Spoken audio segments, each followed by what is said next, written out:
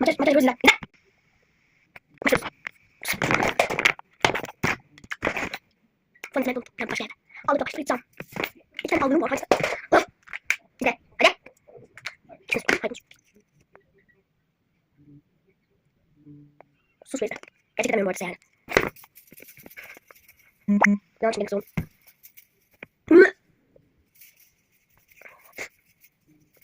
Çıkacağım. Asla yapamıyoruz. İzle.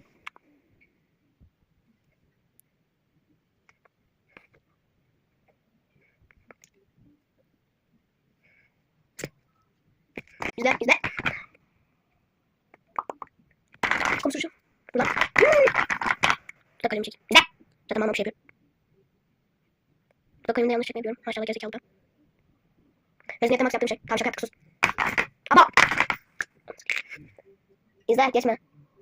Şeyim çıktı. Orada sus. Let's go. İnanmıyorsan bak.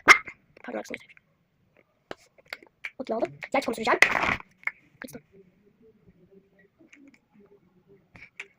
Şöyle şunu mu sürsem? Bunu mu sürsem? Hiç.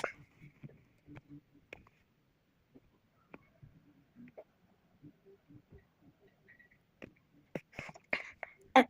Çok kötü sürdüm bilerek. Şimdi 2 saat çıkarmaya çalışacağım. Bir dakika. Bu şöyle bir şey gel. Dans makyaj yapma. Hoca görecek. Çabuk hoca geliyor. Video bu çabuk. Sonra